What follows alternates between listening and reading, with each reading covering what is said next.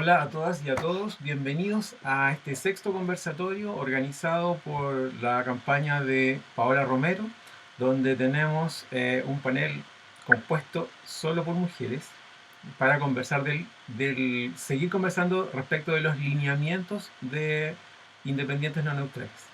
En este caso conversaremos del lineamiento 4 del sistema, vamos a conversar del sistema presidencial. Para ello nos acompañan hoy día Carolina Sepúlveda, del Distrito 19. Hola Carolina, Hola, ¿cómo estás? hola a todas. Bien, gracias. Nos, Hola, acom- Victoria. nos acompaña Invitadas. también Miriam Enríquez, del Distrito Cuarto. Distrito 4. Ah, ¿Cómo está Miriam? Hola, Víctor, muchas gracias. Gracias, Paola, por la invitación. Es un gusto para mí estar con tan importantes y potentes mujeres, compañeras de Independientes No Neutrales. Nos acompaña también Jocelyn Durán, ella es del Distrito 8. Hola Jocelyn, ¿cómo está? Bienvenida. Hola, hola, gracias a todos. Un gusto estar acá con todas las compañeras y candidatas del distrito, o sea, de INN. Así que súper bien. Muchas gracias. Nos acompaña también Carola Cárdenas, del Distrito 26. Carola, bienvenida. Hola a todas y a todos, muchas gracias. Estoy feliz de poder participar hoy día con ustedes. Como bien saben, nuestra campaña es una de las campañas que se está haciendo de forma austera, con pocos recursos y que significa para nosotras un gran desenvolvimiento logístico en general para las candidatas mujeres, poder estar participando activamente de actividades como estas. Hay hartas cosas que coordinar en forma previa para poder estar presentes, así que las aplaudo a todas porque se dieron este espacio y a mí misma también. Bienvenida, bienvenida. Y nos acompaña también Carolina Torrejón, del Distrito 7. Carolina, ¿cómo estás? Hola, buenas tardes a todas y todos, y yo estoy muy feliz de estar con todas estas mujeres compañeras de Independientes No Neutrales, de los distintos. Ahí parece que se le fue un poco la señal. Y Carolina, por favor, te perdimos en la última parte.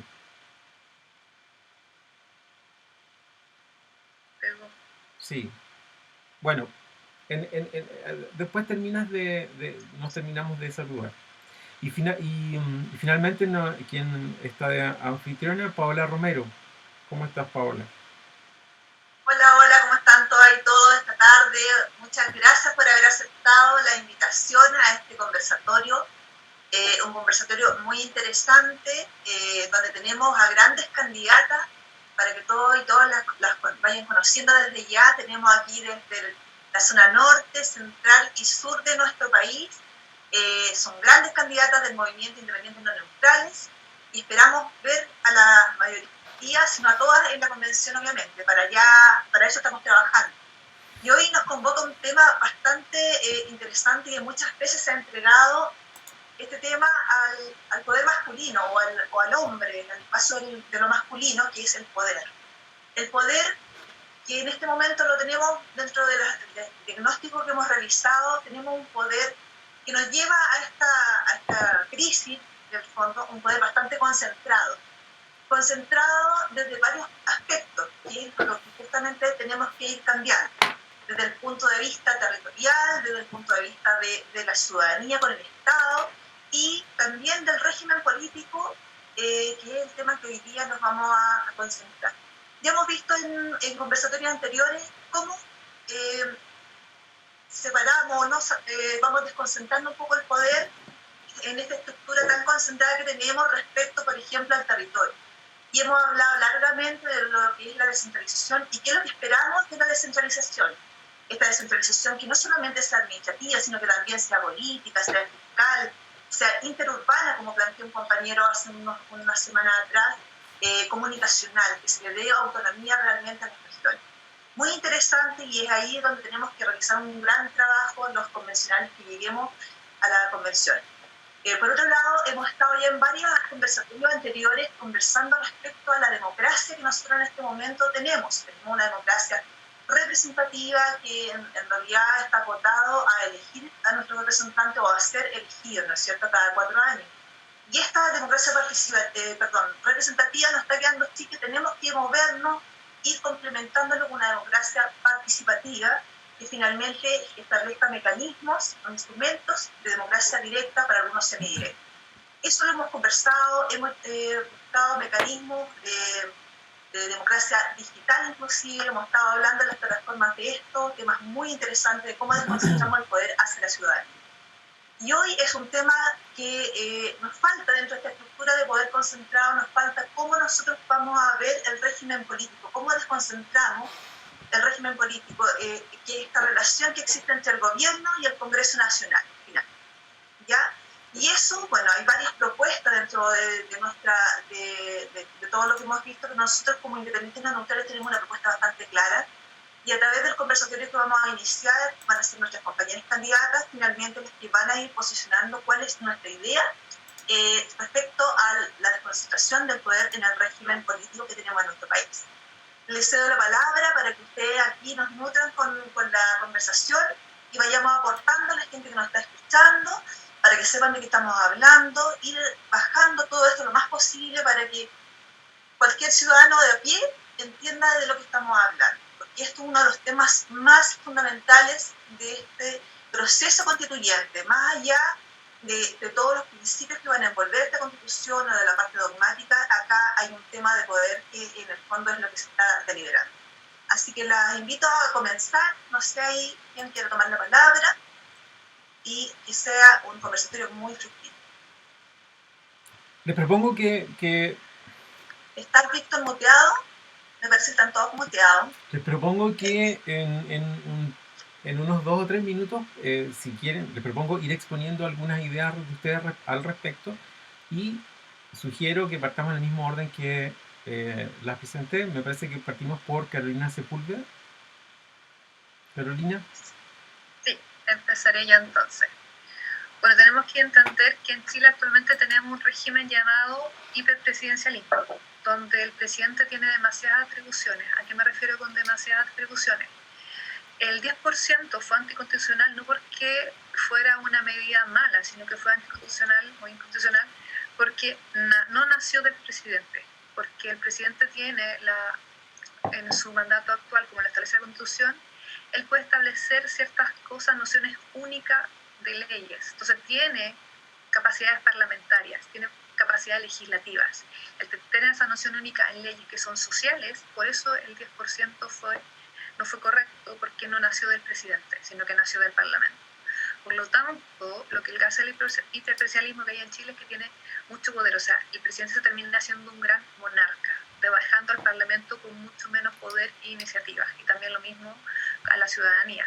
Por lo tanto, lo que hay que hacer es equilibrar los poderes, o sea, equilibrar el poder que tiene el presidente, bajar ese poder en cierta forma, que haya una mayor libertad en quien hace las leyes.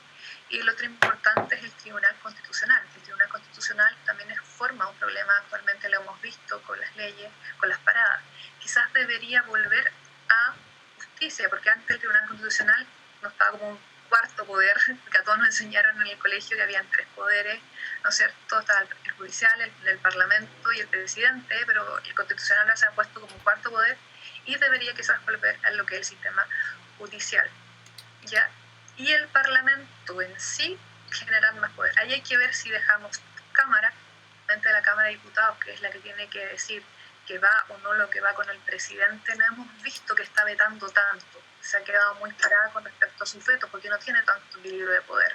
Entonces hay que ver cómo equilibrar los poderes, estos 3 poderes que se basa el Estado, para que la situación a través de ahí y en todo Chile sea más equitativa, y aumentando acá un cuarto poder de los 3 que conocemos, que sería el poder de las personas, ya como la ciudadanía participa.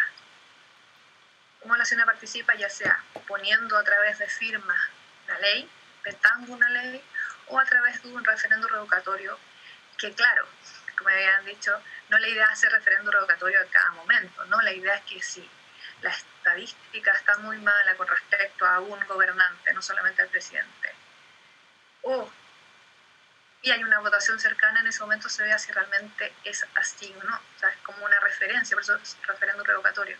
Pero hay que buscar nuevas formas de participación, de tener también la ciudadanía participación en lo que es dentro del gobierno, porque estamos actualmente entregándole poder a una persona los 4 años y a los 4 años siguientes le estamos diciendo cómo le fue. Tenemos el pololeo inicial, ese año de que las esperanzas del cambio del primer año de cualquier presidente, pero después vienen los desencantos, los problemas, entonces hay que buscar que ese encanto no se pierda tan pronto. Y por eso hay que tener más participación, yo creo también desde la ciudadanía, cómo poder equilibrar todos los poderes. Gracias. Eso. Muchas gracias. Profesora Miriam. Muchísimas gracias, Víctor. Yo celebro que tantas mujeres con tantas propuestas que formular y con tantas ganas de ser convencionales constituyentes podamos abordar un tema que tiene que ver con el poder.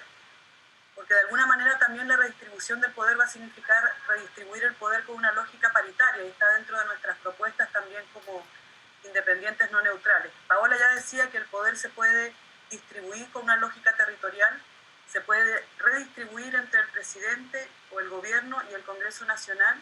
Lo decía Carolina, el otro eje tiene que ver con la redistribución del poder del Estado y la ciudadanía. Y por cierto, otro elemento de la redistribución del poder tiene que ver con el género. Creo que cuando uno aborda este tema tiene que pensar en la integralidad de la problemática.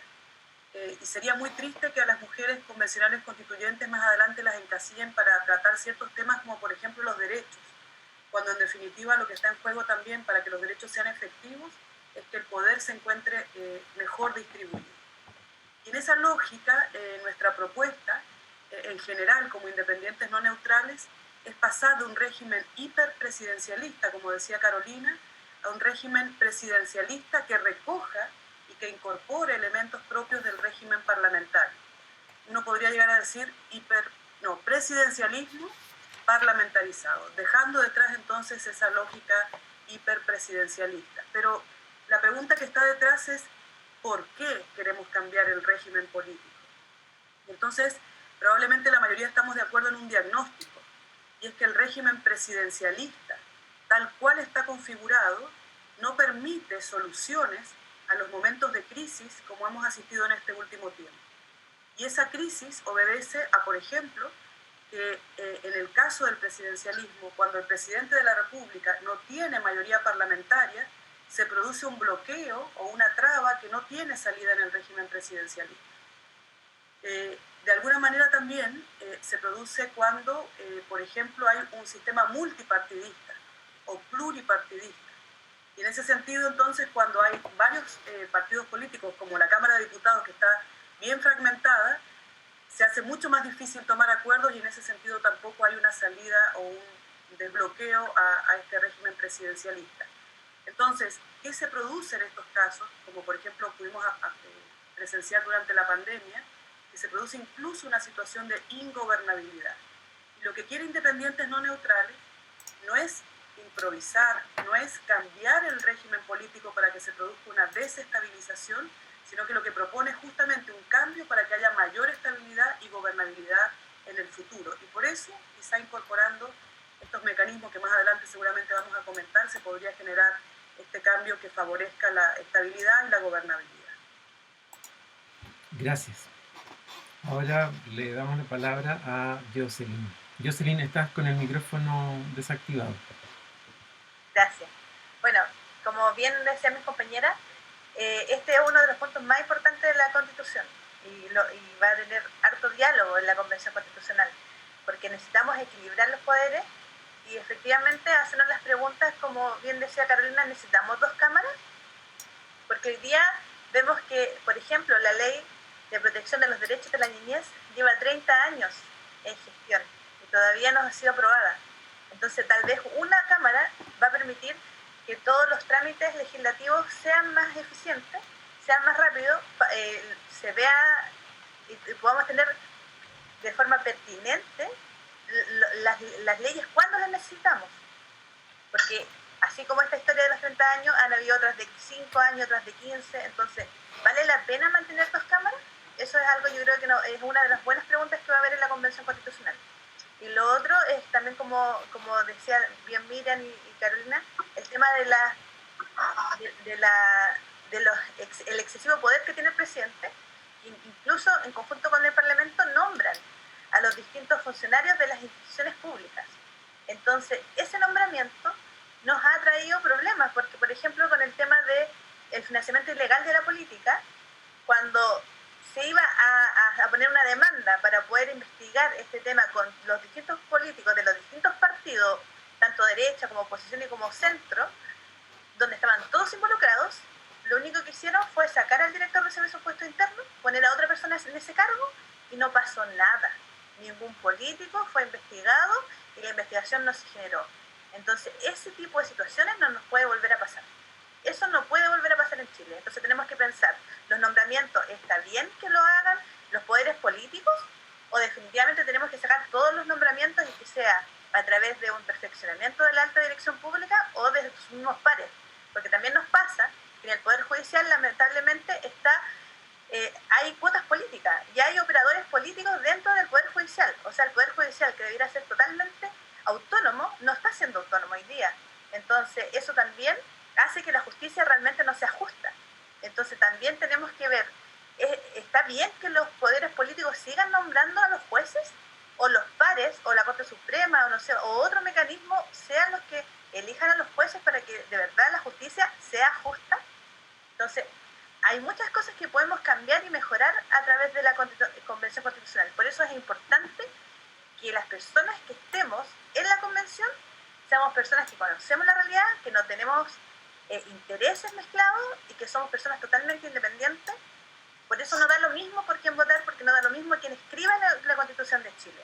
Por eso es importante que ustedes se informen, porque acá es donde nosotros desde la ciudadanía podemos dejar una cancha bien rayada para que las reglas del juego se jueguen bien y no nos sigamos haciendo estos saltos de que cuando hay un problema político simplemente sacamos al funcionario, cuando hay temas judiciales simplemente intervenimos los jueces, por lo tanto terminamos con una justicia para ricos y otra para pobres. Entonces aquí estos tipos de privilegios se tienen que acabar.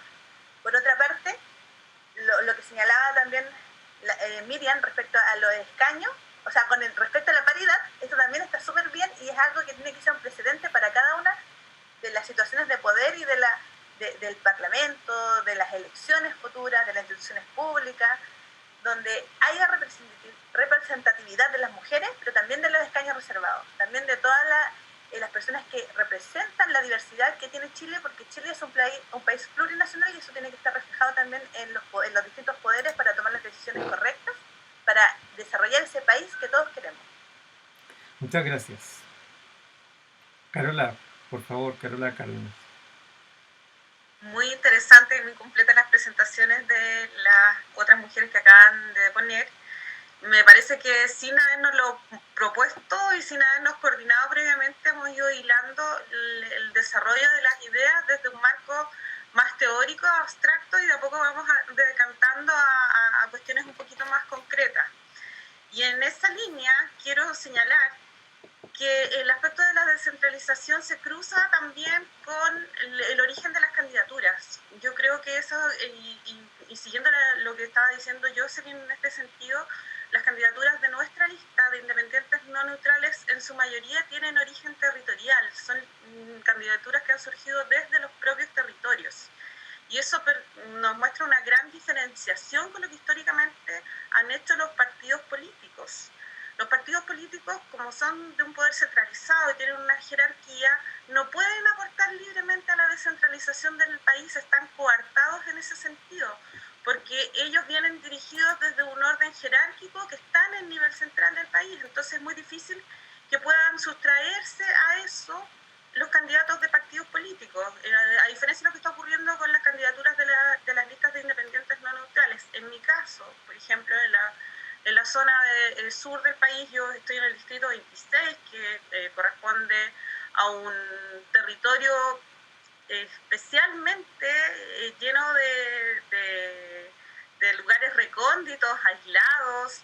El archipiélago de Chiloé está lleno de islas pequeñas, sectores rurales, caminos rurales, y hay que llegar a los lugares por vía marítima, o a veces hay que hacer mezclas marítima, aérea, terrestre.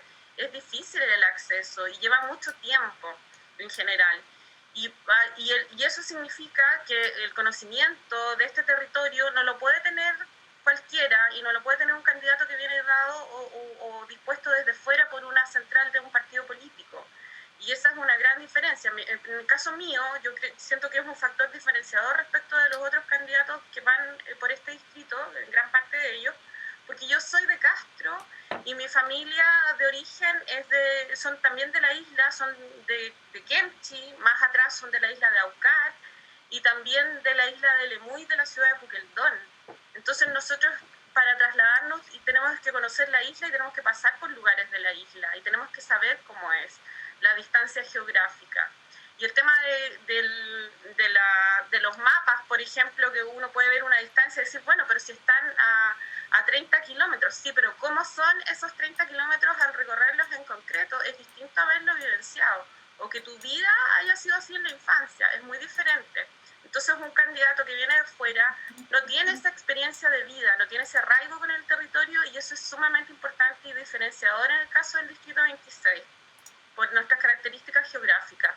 Eso quiero resaltarlo porque es muy importante la vivencia de la experiencia local.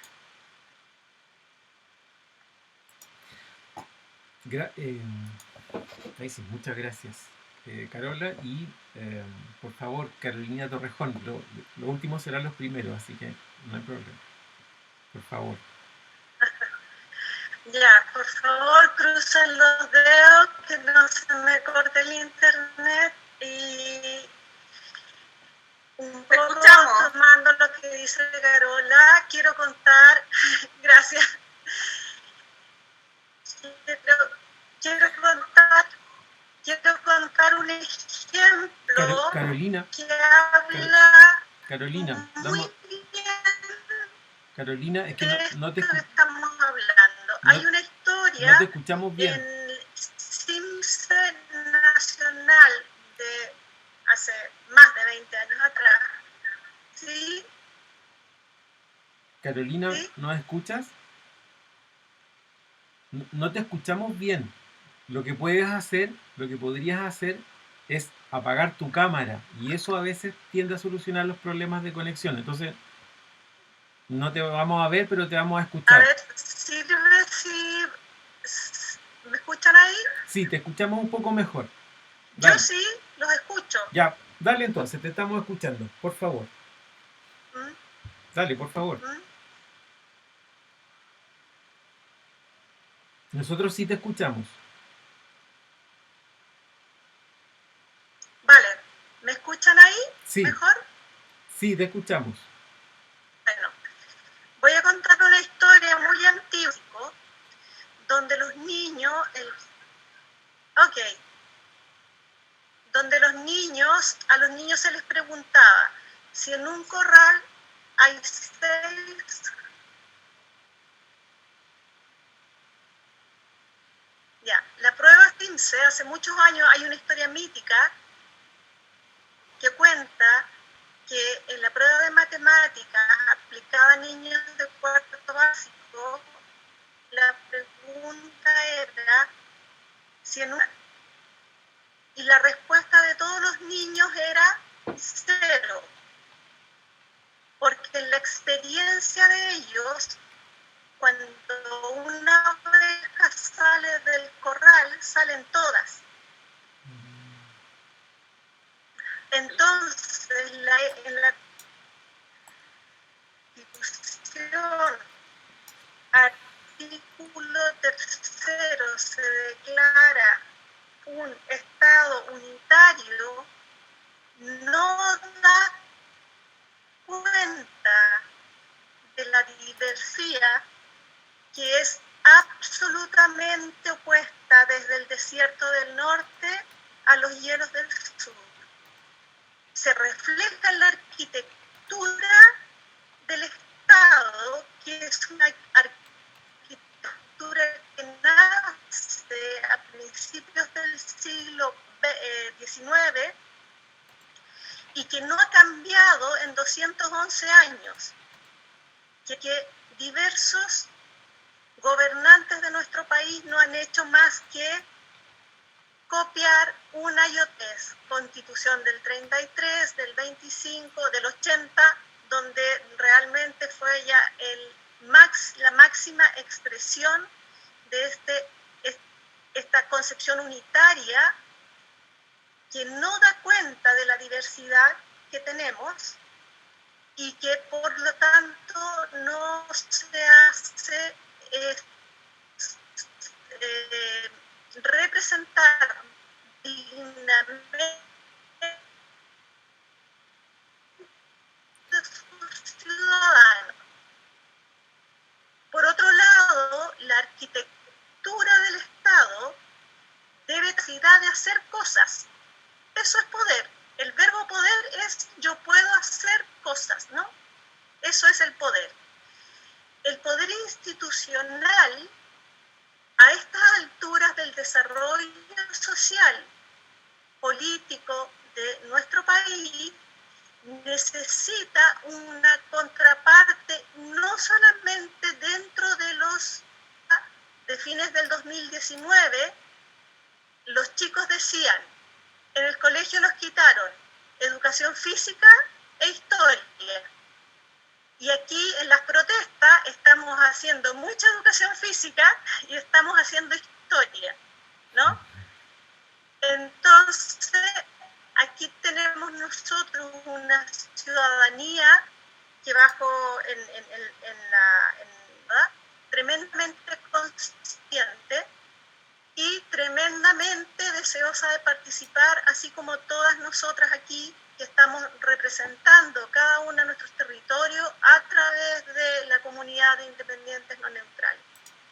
En el Congreso duermen 2 proyectos de iniciativa ciudadana de ley que nunca han sido trabajadas y que hoy día con que fueron presentadas hace años, sino que tenemos que volver a pensar en que el poder debe tener un equilibrio, no solo equilibrio entre el poder estatal y la ciudadanía. Y para eso hay fórmulas variadas. O sea, yo he visto algunas entrevistas de programas de televisión y que los periodistas preguntan, ¿y debería ser Chile federal? No sé si debería ser federal. Podría ser, por ejemplo, mirar, por ejemplo, las autonomías españolas o mirar los cantones suizos, ¿no? La estructura federal de los cantones suizos. O también podemos inventar otra forma nuestra, ¿no? Porque de verdad somos un país tan especial, somos una pequeña cornisa que cae de los Andes al mar. Entonces, la invitación es a la imaginación constitucional en este momento, la imaginación constituyente, y ver de qué manera equilibramos los poderes institucionalizados, pero también su relación con la ciudadanía. Eso. Muchas gracias, Carolina. Al final, la verdad, te pudimos escuchar mucho mejor hacia el final. Así que muchas gracias. Paola, ¿quieres pedir la palabra? Adelante. Estás sin... Ahí sí. Escuchándolas a todas, tienen, claro, miradas distintas respecto al enfoque que estamos dando a esta concentración del poder, claro.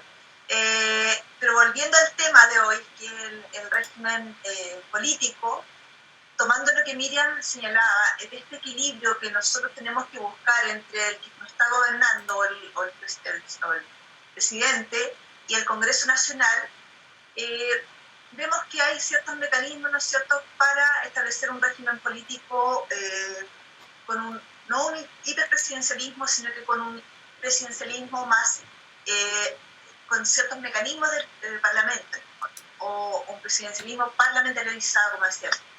Entonces, ahí tenemos que buscar qué mecanismos podemos utilizar como para que esto, en el fondo, vayamos logrando este equilibrio que existe entre un hiperpresidencialismo y un Congreso fraccionado, que finalmente nos lleva a todo este problema que tenemos de ingobernabilidad en muchos casos, ¿no es cierto? Yo acá revisando la Constitución actual, me encuentro en el artículo artículo 65, uno de sus incisos aparece cuáles son las iniciativas exclusivas de ley. El presidente de la República tiene la posibilidad de iniciar, ya hablábamos de que tiene la facultad para nombrar ciertos cargos, autoridades relevantes como los jueces, los embajadores, los consejeros del Banco Central, al Contralor, fiscales, el fiscal nacional, pero además él tiene en materia legislativa tiene una función de colegislador y él tiene la iniciativa exclusiva respecto a ciertas materias. O sea, solamente a través del presidente de la República se puede iniciar un proyecto de ley. Y en el artículo 75 nos encontramos que el presidente de la República tiene iniciativa exclusiva para imponer, suprimir, reducir y condonar tributos, por ejemplo. O esto que es muy importante para nosotros, que es establecer o modificar las normas sobre seguridad social o que incidan en ella, tanto el sector público como el sector privado. Por lo tanto, si el presidente de la República no inicia un proyecto de ley en esta materia, nadie más puede iniciar. Y eso realmente es un absurdo, porque vamos a estar dependiendo siempre del gobierno de turno para ver si inicia finalmente un proyecto de ley de esta categoría o no. Y eso es lo que pasó en el proyecto de ley respecto al 10%, al retiro del 10%, que finalmente fue al Tribunal Constitucional y se declaró que no correspondía porque el presidente era el que finalmente tenía la iniciativa exclusiva respecto a ese tipo de materia. Es por eso que una de las propuestas que tenemos como independientes no neutrales es que esta iniciativa se reduzca a ciertos tipos de materias, la iniciativa legal del presidente se reduzca a ciertas materias para que vayamos equilibrando un poco el poder. Me gustaría que las compañeras de INL fueran mencionando la hora para no tomarme todo el tiempo yo mencionando las otras propuestas, así que ahí les dejo para que continúen. Miriam, no sé si hay más técnicamente hablar de las otras propuestas. Gracias, Paola. Yo quisiera comentar que el presidente de la República no solamente es colegislador, sino que tiene muchas atribuciones en el ámbito de las potestades normativas. El presidente de la República también tiene atribuciones para reformar la Constitución. Ese va a ser un tema también central de discusión, cómo se va a reformar la nueva Constitución. Probablemente que sean convenciones constitucionales las que promuevan ese cambio, sea un piso sobre el cual se discute. El presidente de la República, como bien decías, Paola, es colegislador. El presidente de la República conduce las relaciones internacionales y por lo tanto negocia, firma, ratifica y somete a la aprobación del Congreso los tratados internacionales. Tiene una potestad, que es la potestad reglamentaria, que le permite dictar decretos autónomos y de ejecución. Y además tiene la posibilidad de dictar decretos con fuerza de ley. Es decir, el presidente prácticamente tiene todas las potestades normativas. Ahí Víctor nos hace una señal que no podría descifrar. Perdón, profesor, es que estoy llamando a Carolina para el tema del audio. Ah, perfecto. Carolina Torrejón. Perdón. Y entonces el presidente de la República tiene una serie de potestades normativas, pero probablemente la más fuerte, voy a dejar el la que más nos llama la atención, es el hecho de que el presidente sea colegislador. Sí, y cuando nosotros estamos habituados a decir que el presidente levanta la mano y habla, pero habla por el teléfono, entonces yo te pongo en altavoz. El presidente interviene en la formación si se va la señal, pero lo hace, por ejemplo, no al importa, final, digamos, cuando porque sanciona o veta, yo te voy a tener por el o teléfono, entonces participa cuando en vayas a algún hablar, tipo de no iniciativa. actives el micrófono, Pero en sino que nuestro háblame caso, por el presidente de la teléfono. República ¿Te tiene parece? iniciativa de Pero ley, dejemos la llamada abierta, no cuelgues. establece las urgencias, es decir, marca el ritmo legislativo, participa de la discusión de la ley a través de los ministros que tienen voz preferente, luego el presidente de la República sanciona o veta, y tiene varios tipos de veto, veto total, veto parcial, veto aditivo, supresivo, sustitutivo, es decir, larga lista de vetos, promulga y publica. Entonces el presidente realmente es como si fuera el legislador. Y en ese sentido, una manera de limitar las atribuciones del presidente es revisar cada una de estas potestades normativas. Yo creo que no hace falta la potestad reglamentaria autónoma, por ejemplo, que hay que reducir las facultades de colegislador del presidente. Y en cuanto a la iniciativa, yo creo que es un tema bien complejo, porque las alternativas son que todas las materias puedan ser iniciadas indistintamente por el presidente o por el Parlamento, por el Congreso, eventualmente reducir los temas en que el presidente tiene iniciativa exclusiva, por ejemplo, cuando estos supongan directamente, la palabra directamente es clave, directamente un mayor gasto presupuestario o suponga una menor recaudación de ingresos para el año presupuestario, pero eso tiene que estar íntimamente ligado con los tipos de veto, porque si el presidente mantiene el veto parcial, tiene muchísimo poder. Sin embargo, si el presidente tiene un veto total, el presidente por supuesto lo va a pensar cada vez que vete un proyecto de ley, porque estaría desconociendo de alguna manera todo el proyecto de ley que hubieran aprobado las cámaras del Congreso. Entonces, el diseño de lo que se resta o lo que se reduce, más lo que se agrega o se mantiene, es un diseño que hay que mirarlo en su integralidad. Y las urgencias también es un tema, porque en definitiva las urgencias, sin perjuicio que el presidente las fija, luego no son eficientes ni son efectivas porque el Congreso no las cumple. Entonces, habría que ver si es que las urgencias, por ejemplo, pudieran ser de otro tipo o eventualmente compartidas. Así que ahí hay mucho espacio para seguir discutiendo y debatiendo.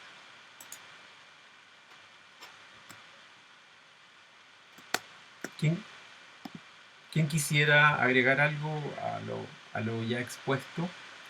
Carola, por favor. Yo quiero felicitar a Miriam porque en realidad, más que dar una opinión, siento que ha dado una explicación ya a nivel de cátedra de lo que es el sistema presidencial, semipresidencial, parlamentario, sumamente claro, sumamente detallado, los ejemplos. Me parece genial la presentación que hizo. Yo, mientras ella hablaba, estaba pensando, claro, esto lo estamos hablando de nuevo como en la teoría, pero en términos prácticos, a lo que hemos asistido en los últimos años en Chile, lo que nos ha tocado ver y que no nos había tocado ver antes de una forma tan cruda, es cómo se ha abusado del sistema presidencial, cómo hubo un ejercicio abusivo de estas facultades por parte de un presidente. Si en una persona no está, digamos, la intención de hacer un mal uso de estas atribuciones, claro, están ahí como latentes y uno no las percibe de la forma que se lograron percibir en los últimos años en Chile. Yo creo que aquí además se juntaron factores adicional a todo lo que estamos señalando, de que efectivamente había un sistema, había un tipo de normas, había cierto tipo de atribuciones, etcétera. Además, esto se conjugó con un uso abusivo de estas atribuciones. Y eso es, yo creo que lo que le da la connotación de que efectivamente todos en algún minuto llegamos a coincidir, bueno, pero ¿por qué es que el presidente puede tener tal semejante cantidad de atribuciones en un país y ha logrado hacer todo lo que ha podido hacer dentro del marco de, entre comillas, legalidad? ¿Se fijan? O dentro de lo que está supuestamente acorde a lo que es un Estado de Derecho. O sea, se forzó a un límite. Esa es la sensación que a uno le queda, con una serie de acciones que se cometieron en el último tiempo, por ejemplo, la utilización o la pretendida utilización, por ejemplo, de la propia fuerza policial en contra de los ciudadanos, me parece una cuestión tremenda. Y que eso esté entonces dentro de un supuesto marco de un Estado social y democrático de derecho. Eso es lo que me resuena finalmente, lo que uno dice, bueno, qué distinto es como verlo en teoría a cómo en la práctica se termina concretando, ¿cierto? Sí, efectivamente es distinto. Y quisiera, antes de agregarles alguna pregunta, digamos, respecto de qué instituciones ustedes creen que se podrían incorporar no en el actual sistema, sino que en el que se diseñe en la nueva Constitución, de instituciones que provienen del parlamentarismo.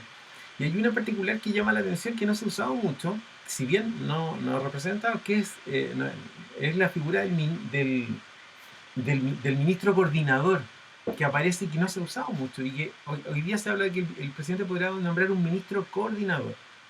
Tal vez podría haberse pensado en algún minuto que no fuera algo facultativo, sino que fuera una cuestión más bien, el presidente deberá nombrar un ministro coordinador. A lo mejor podría haber sido un avance. Carolina, quería que habías levantado la mano, ¿cierto? Carolina Sepúlveda. Pero iba hacia otro punto. No, pero me cambiaste el hilo y como que me perdí con lo que iba a decir con el ministro coordinador. Pero retomando a las atribuciones del presidente, tenemos a puerta, ¿no es cierto?, también el 11 de abril, la elección del gobernador. Era vez visto en Chile, distribución del poder, pero el presidente también tiene la facultad de ver el administrativo otra persona acá, en cada región, y resulta que esa persona se va a llevar el 70% de la administración del presupuesto. Y eso me cabe mucho la duda cuáles van a ser las reales atribuciones del gobernador que van a estar en las regiones. Queremos hacer un régimen equilibrado, pero seguirá teniendo el presidente, con la persona que está representando al presidente en la región, más poder económico a manejar dentro de la región que el gobernador escogido por las personas. Entonces, ¿cuál es el equilibrio que está realmente entregando el gobernador a las regiones con respecto a las ideas que se quieran trabajar en la región? Y, bueno, uno de los puntos que, por lo menos el semipresidencialismo que tiene Francia, que me parece sumamente interesante, es que el primer ministro es elegido tanto por el presidente como por la Cámara, lo que da mayor equilibrio de poder entre la Cámara y lo que es el presidente, equilibrando un poco la fuerza y haciendo que un gobierno, en el fondo, en los casos de crisis como lo que tuvimos acá, que pasó de octubre del 2019, que llevó una crisis de país, porque esta nueva constitución no estaríamos hablando de ella si no hubiera habido una crisis en el país, porque todas las constituciones anteriores nacieron a través de una guerra. También hubo una fragmentación en Chile, no fue una guerra, gracias a Dios, pero sí hubo una fragmentación entre las personas.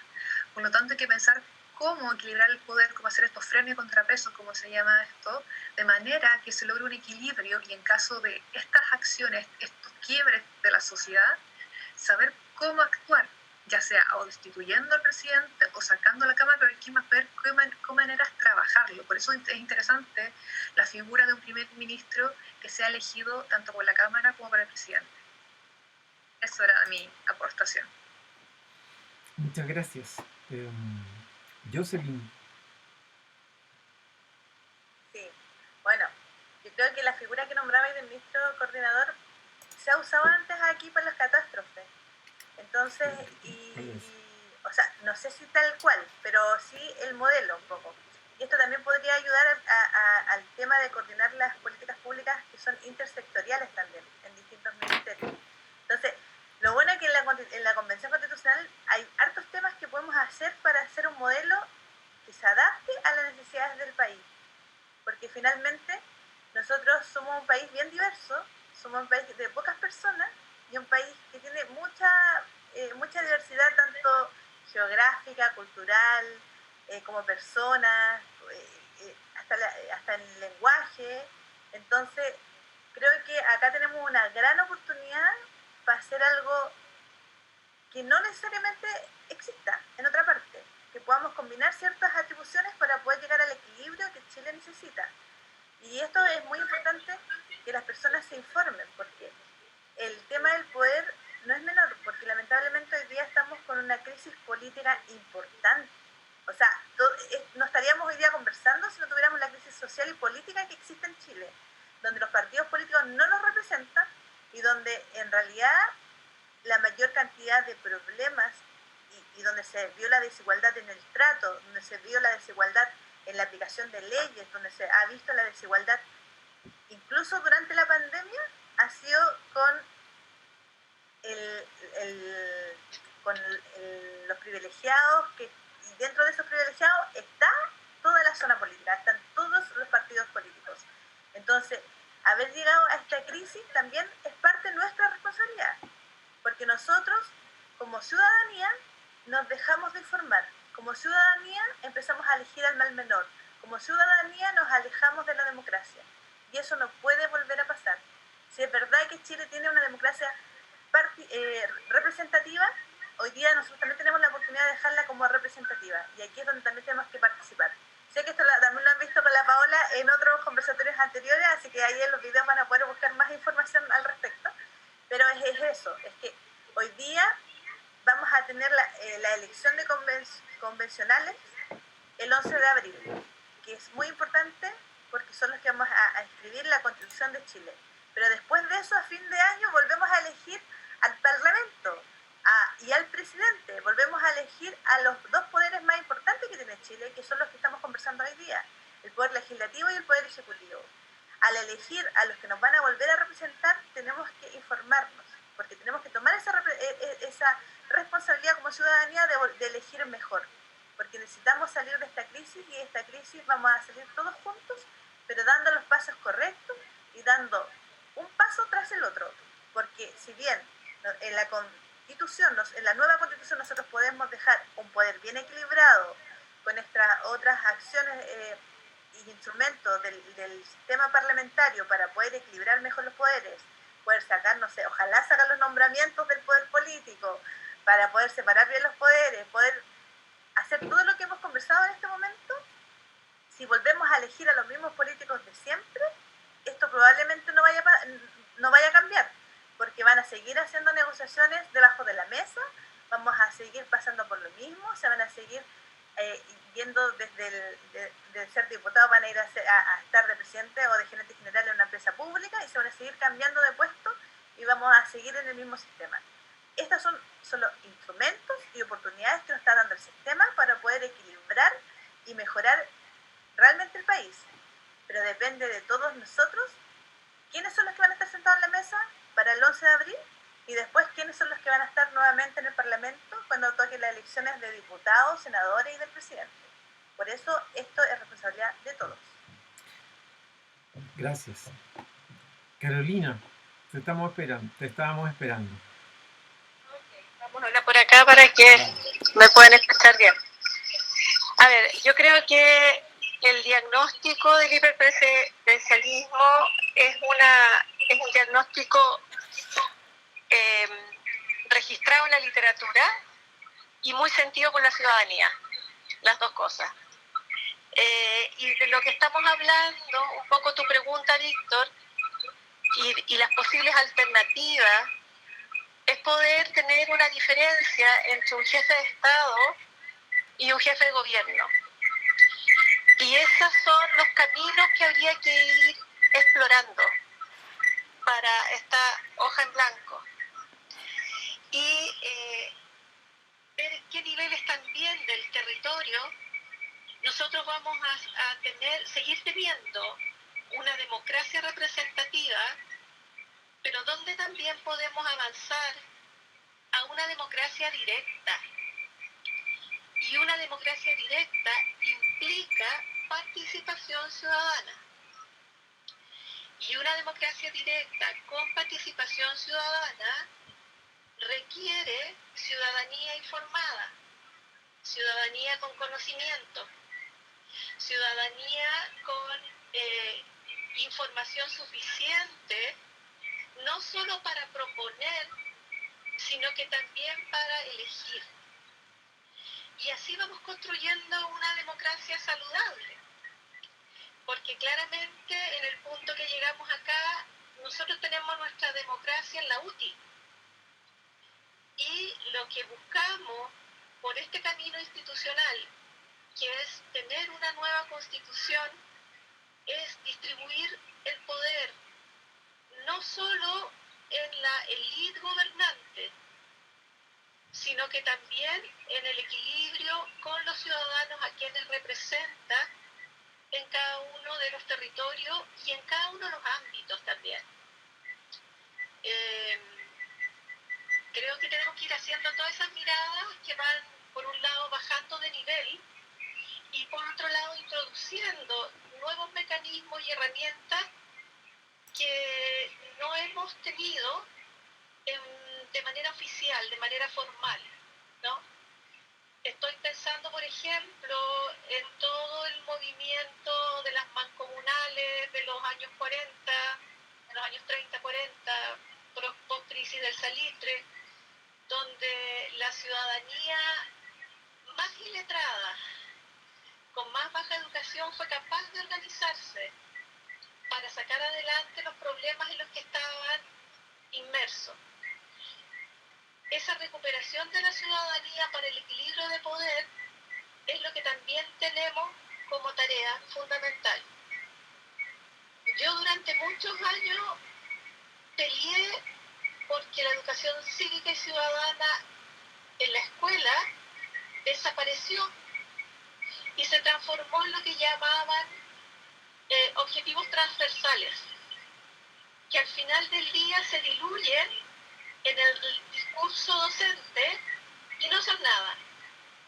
Bueno, finalmente ocurrió el milagro de que volvieron a instalar la educación cívica en el currículum nacional y que nunca debería haber salido por lo demás. Entonces, ahí tenemos todos los ingredientes que deberíamos meter en la juguera para poder tener como resultado final un equilibrio de poderes en la estructura de poder, entendiendo que el hiperpresidencialismo que hoy día tenemos ya no podemos aguantarlo más y hay que transformarlo. Y por otro lado, los mecanismos y herramientas de participación de la ciudadanía informada y con claridad acerca de cuál es la mejor forma de convivir, que es finalmente el objetivo de la democracia y que es un camino, no es un estado final, es un camino que tenemos que ir transitando. Eso. Gracias, Carolina. Muchas gracias. Ahora, antes de doy la palabra a la profesora Miriam, y les propongo que después de la intervención de la profesora, les propongo que puedan ir en un minuto dejando alguna idea final para ir cerrando. Profesora. Gracias, Víctor. Yo creo que la pregunta sobre cuáles mecanismos concretamente podrían limitar las atribuciones exacerbadas del presidente de la República, algunas de ellas tienen que ver con sus potestades normativas, pero lo que ocurre con el diagnóstico que hemos construido entre todas esta tarde es que el Congreso Nacional no participa con el gobierno en la facultad de gobernar. Creo que justamente ese es el problema que nosotros esperamos resolver con la incorporación de mecanismos del parlamentarismo al régimen presidencial. Ahora, esa incorporación no supone transformar el presidencialismo en parlamentarismo. No sé si de alguna manera da como ecuación el semipresidencialismo, porque no ha estado quizás sobre la mesa, pero no obsta eso que no lo podamos conversar, que la jefatura de Estado y de Gobierno se divida. Probablemente por una razón histórica, y probablemente Carolina lo conozca mejor que todos, el presidencialismo está fuertemente arraigado en nuestra cultura jurídica. Y es poco probable, y por esto no está haciendo simplemente una especulación, que no se divida la jefatura de Estado y la jefatura de Gobierno como ocurre en un régimen parlamentario, pero que sí se incorporen mecanismos propios del parlamentarismo para atenuar esas potestades del presidente de la República, que son muchísimas y de mucha intensidad a su vez. Por ejemplo, una alternativa sería que los parlamentarios pudieran ser al mismo tiempo ministros de Estado. Hoy existe una incompatibilidad para ser al mismo tiempo parlamentario y ministro. Una alternativa es la censura constructiva, es decir, la posibilidad que tiene el Congreso, una o dos cámaras, pero el Congreso, de revocar la función del presidente de la República, porque de alguna manera lo que estaría haciendo el Congreso es retirar la confianza que el presidente goza frente al Congreso Nacional. Y también podría ocurrir que el presidente de la República tenga la facultad de disolver alguna de las cámaras, probablemente la Cámara de Diputados. Entonces, la suma de todas las alternativas anteriores permitiría que en situaciones de crisis, en lo que se genera la ingobernabilidad, haya una válvula de escape justamente a generar esa estabilidad que probablemente se haya perdido. Entonces, no es una lista cerrada, sino que es una lista que invita a pensar cómo a través de esa fórmula se puede ir generando un presidencialismo que asegure la gobernabilidad, sobre todo en situaciones de crisis, sumado a un multipartidismo y sumado a otros elementos que nosotros hemos analizado esta tarde. Entonces, yo no le pondría etiquetas, sino que simplemente iría colocando aquellos elementos que nos permitan salir de estas situaciones concretas como las que hemos reseñado. Muchas gracias. ¿A quién de ustedes le gustaría partir, digamos, cerrando las ideas? ¿No? ¿Jocelyn? Bueno, tomando lo que decía Miriam, efectivamente, nosotros no hemos pensado separar al jefe de gobierno con el jefe de Estado.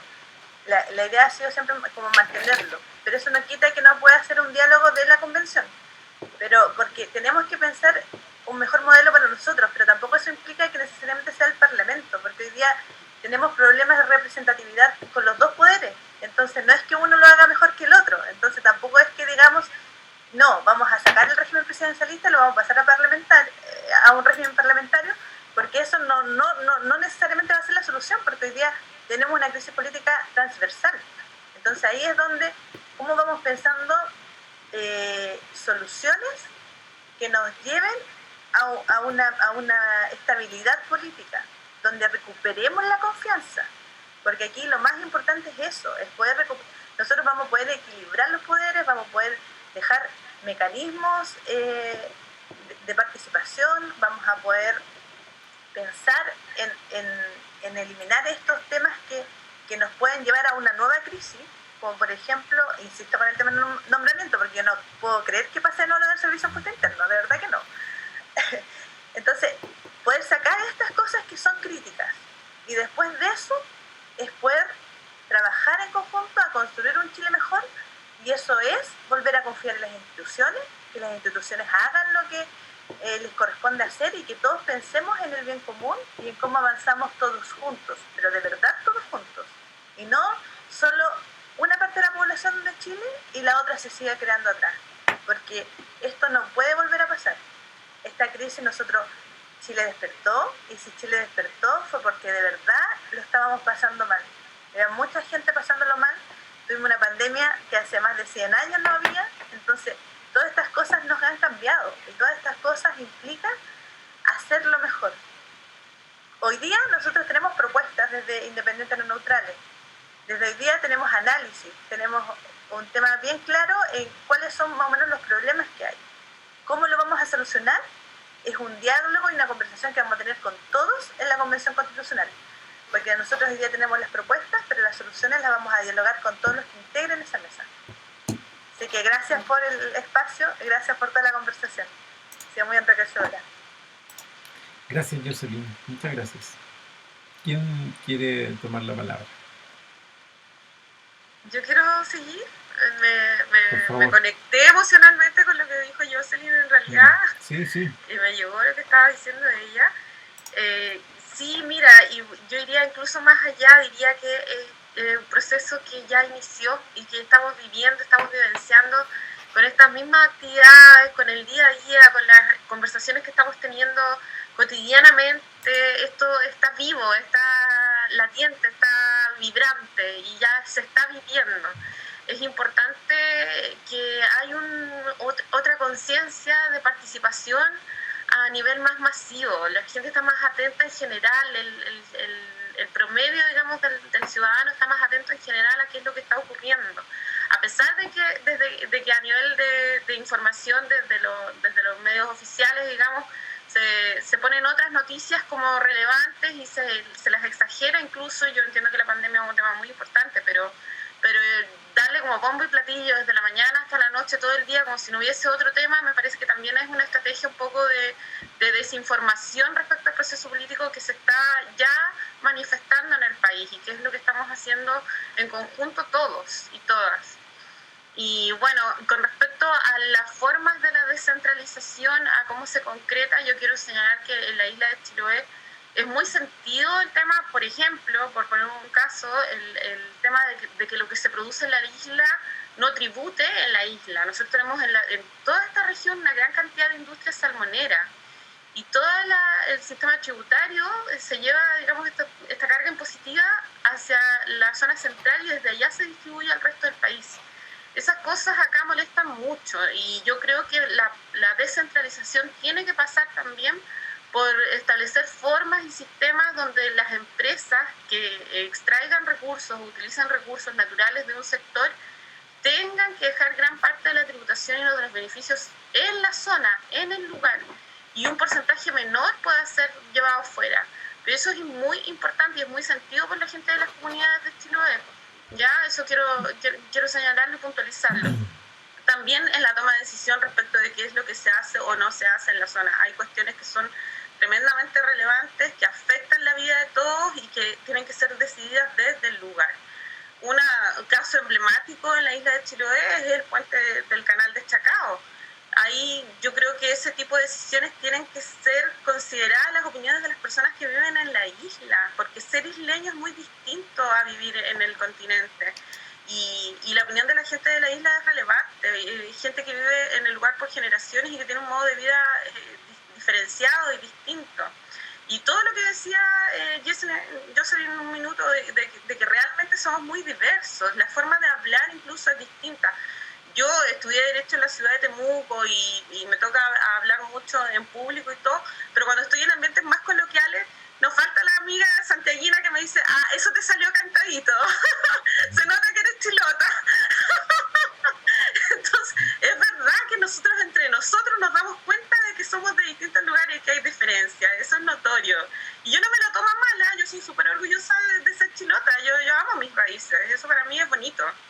Así que, bueno, eso quería resaltar también, que es como se ve desde los lugares, desde el in situ. Porque claro, podemos tener un régimen administrativo, pero también está la cuestión económica y eso es tremendamente potente. Tiene que haber una forma de que en la región o la zona o el lugar donde hay un sistema una producción potente se vea beneficiada de esa producción económica, no que se arrastre todo hacia el sector central. Eso es malévolo, es malvado, es mezquino. Eso no puede seguir ocurriendo. Con eso quería cerrar, gracias. Muchas gracias, Carol. Carolina Sepúlveda, por favor. Bueno, contestando a Carola un poco, eso sucede porque las empresas que están, eso también le pasa mucho al norte, miren, puede saberlo, por las mineras. Las empresas tienen su casa matriz, la mayoría en Santiago, por lo tanto la tributación va en la casa matriz, no donde está la parte de extracción, no donde está la zona de sacrificio. Y ese es el problema de que los dineros nos queden en la zona. Y eso es perverso, porque en el fondo la casa matriz está en Santiago. ¿Por qué las casas matrices están en Santiago? En los estados federales como Alemania, todas las casas matrices están en la zona y en el estado donde se está haciendo la extracción, para que la tributación, por ende, sea en el lugar correspondiente y las personas se vean beneficiadas. Porque esa sería la retribución correcta. Pero no está haciendo así, porque el Estado no está equilibrado en ese sentido. Así que me gustó mucho tu finalización. Y es muy importante acá cómo damos poder también a los pequeños gobiernos, qué hacemos con las municipalidades, porque equilibrar el poder también es darle esa facultad. Si yo hablaba con un alcalde, me decía, yo no decido dónde va el paradero del micro, de Santiago me dicen dónde te puedo instalarlo o no. Cuando hicieron el biotren, cuando yo estudiaba en Concepción, lo hicieron por distancia, o sea, aquí pusieron una regla, aquí va cada paradero, pero no pensaron en la población, cómo se disponía la gente, cuál era el movimiento de la ciudad, porque las decisiones se toman allá. Entonces las decisiones que son de ese tipo, que son importantes y sumamente fuertes para las regiones, deben ir hacia las regiones. Entonces es súper importante esos equilibrios de poder. Sí, lo que concordamos todo, porque estamos cerrando, concordamos todas, es que sí, el presidencialismo debe salir por completo. Debe haber una mayor representación de la ciudadanía en las decisiones y qué pasa dentro de los gobiernos. O sea, no sacamos nada con escoger a alguien y que la ciudadanía se desvincule los 4 años y a los 4 años castigar o no. O sea, tiene que haber una forma también de estar informados y poder participar. Y eso implica que yo creo que todos estamos sumamente de acuerdo que la Convención Constituyente tiene que ser muy abierta a la ciudadanía. La Convención Constituyente tienen que escucharla, tienen que ser grabadas todas las sesiones, tienen que ser disponibles al público, tienen que saber qué se está haciendo, porque esa es la única forma de participar, la única forma que ellos sepan, que conozcan, para que así los acuerdos finales, a lo que lleguemos en nuestro tiempo de trabajo, sea algo que realmente represente las necesidades de estos equilibrios y contrapesos, porque algo muy importante es que podemos hacer la Constitución una lista de derechos hermosa, preciosa, que se diga garantizar, pero si el poder no está bien distribuido y equilibrado, solamente va a quedar una lista de buenas intenciones. Y la idea es que no quede en eso. La idea es que todo esto sea garantizado y se cumpla. Y para eso tenemos que dar las herramientas a la ciudadanía, las herramientas tanto a la Cámara o al presidente de veto de uno a otro cuando esto no se esté cumpliendo, cuando la nueva Constitución que salga no esté funcionando como se está esperando.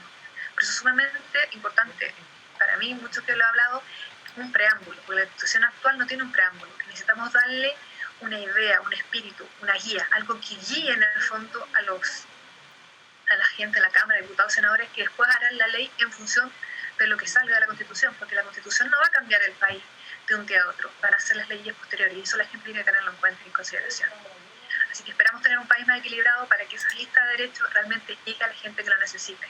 Y no solamente lleguen a algunos sectores de Santiago o algunas partes particulares, hay que hacer esa distribución a todo Chile, porque son distintas realidades y son distintas cosas las que se necesitan. Eso.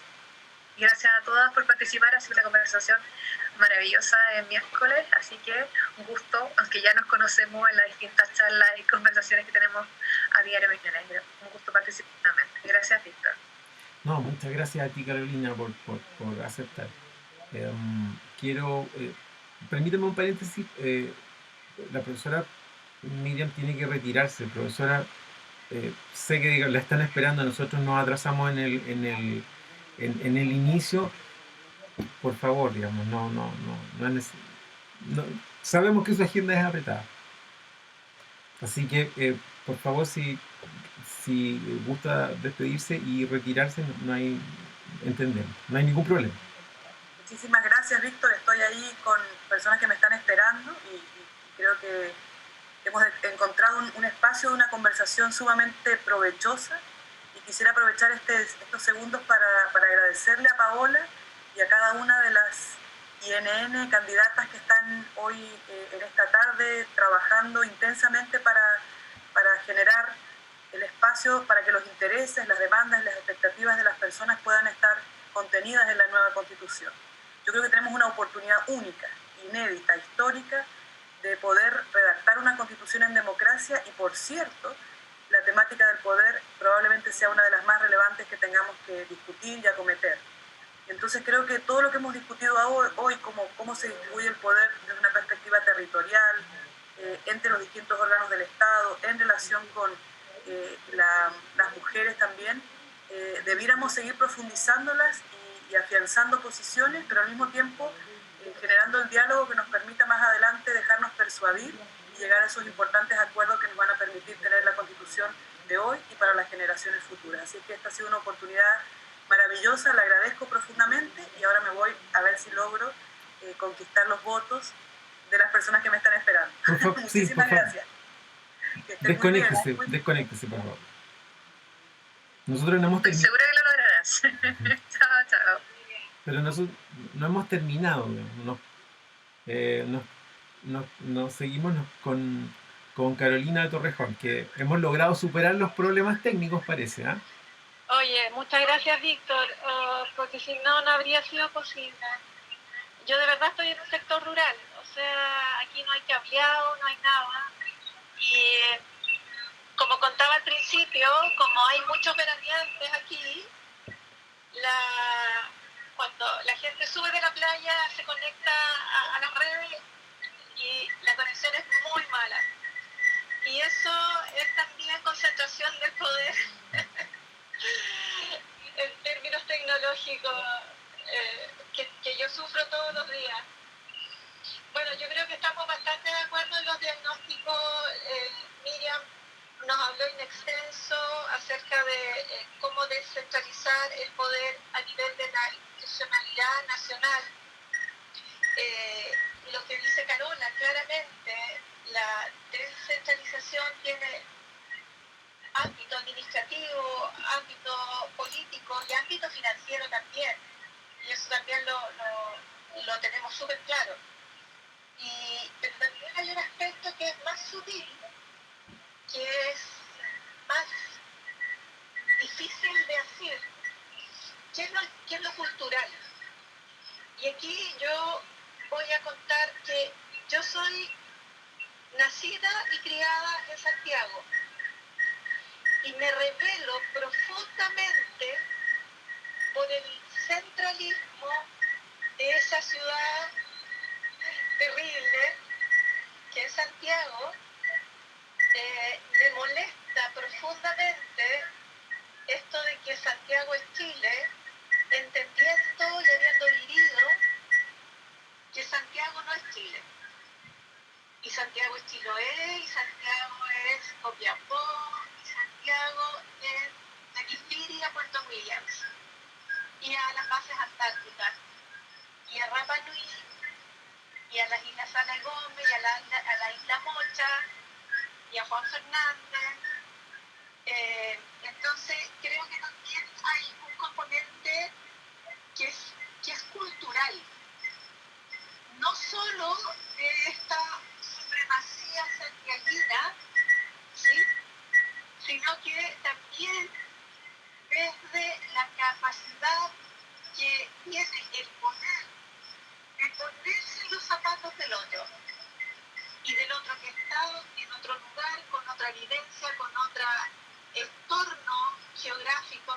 democrático, productivo. Y ahí voy a contar una pequeña anécdota. Yo estaba coordinadora nacional del programa INDAP PRODEMU, que es un programa de generación de unidades productivas para mujeres rurales, que se las acompañaba 3 años con financiamiento y capacitaciones para montar unidades productivas del mundo agrícola. Y me acuerdo que una vez me llamó una de las coordinadoras, que era del Alto Biobío, y me preguntaba a mí, que estaba sentada en la Munateí con Agustina, si acaso podía formar un grupo de 7 mujeres que estaban distanciadas a 30 kilómetros la una de la otra. Y entonces, y esa fue mi política siempre, devolverle la pregunta. Tú estás ahí, tú estás en Alto Biobío, tú conoces a las mujeres, tú sabes si tienen capacidad de desplazarse esos 30 kilómetros para ir a las capacitaciones. Y ella me dice, no van a poder. Entonces yo le digo, entonces no podemos formar ese grupo. Entonces, lo que quiero decir con esto es que tanto desde regiones, mirar a Santiago, tanto desde Santiago como las regiones, nosotros también tenemos que cambiarnos los lentes hacia la capital y desde la capital. A mí me ha tocado con trabajo estar siempre viajando en Chile, y estando en el hotel de Arica, antes de un seminario, prendo la tele y me dice cómo está el tráfico en Vicuña Maquena con Alameda. ¿Qué le puede importar a un ariqueño cómo está el tráfico en Vicuña Maquena con Alameda? Entonces aquí también hay un componente cultural de todos y cada uno de nosotros, del centro a periferia y de periferia a centro, incluso dentro de las regiones, entre Carola, Puerto Montt y Chiloé, Puerto Montt, así, ¿no? Entonces yo creo que desde el punto de vista de la construcción de una nueva constitución, el componente cultural tenemos que también mirarlo, porque es bastante invisible, pero que tenemos que develarlo. Y de verdad vernos que somos todos libres, iguales, en dignidad y derechos. Esas son mis palabras finales. Muchas gracias, Carolina. Paola, para cerrar. Le quiero agradecer el diagnóstico que se realizó, el aporte que se efectuó de cada uno de ustedes, la experiencia. Bueno, lamentablemente ahí nos falló un poco el audio de Carola Torres Pons, pero también vemos la dificultad de la práctica de lo que tienen que vivir mucho. Les quiero agradecer especialmente su tiempo, su disposición, su valentía, el hecho de que estén tan comprometidas con este proceso. A mí me emociona, porque en el fondo, al ser la primera constitución paritaria, vamos a ser nosotras las que vamos finalmente a llevar la voz de millones de mujeres, y ver a estas millones de mujeres representadas en una de ustedes, a mí de verdad me conmueve mucho, porque yo sé que lo van a hacer estupendo, lo vamos a hacer estupendo todas las que lleguemos ahí. Así que vamos con todo. Muchas gracias por el espacio de estar acá con nosotros hoy día, de su mirada, de todo lo que ustedes nos aportaron esta tarde, de hacer la bajada necesaria para que la gente también entienda un poco más de qué se trata esto del régimen político. Si bien mezclamos en lo que es la descentralización, que es otra forma de concentración del poder, ¿no es cierto?, también la participación ciudadana o el poder del Estado versus la ciudadanía. Tenemos que seguir y ¿cómo se llama?, avanzando en este camino, para que cuando lleguemos a la convención estemos sumamente claras en los procesos, en qué es lo que vamos a hacer para nuestro país, y creo que son ustedes unas legítimas representantes de muchas mujeres que van a estar detrás de nosotros. Así que eso, agradecerles su tiempo, especialmente gracias Víctor por haber moderado, por haber ahí hecho posible la parte técnica en esta nueva conversatorio, y nos vamos a estar viendo la próxima semana. ¿Con qué tema, Víctor? Con el Vamos lineamiento. con derechos sociales. Sí, el lineamiento, Vamos con es el la lineamiento 9, próxima me parece. semana. Ya, derechos sociales, o les vamos a estar avisando si es que hay algún cambio, ¿ya? Así que muchas gracias, buena tarde, disfruten a su familia, el ratito que nos queda para mañana seguir de nuevo en toda esta vorágine que estamos viviendo. Un beso a todos y a todas, y vamos que se puede, vamos con todo, eso. Chao, gracias. Chao. Gracias a todos por el tiempo y la conversación. Chao. Y éxito en las campañas. Fuerza. Vamos que se puede, eso. Chao. Con todo, para qué.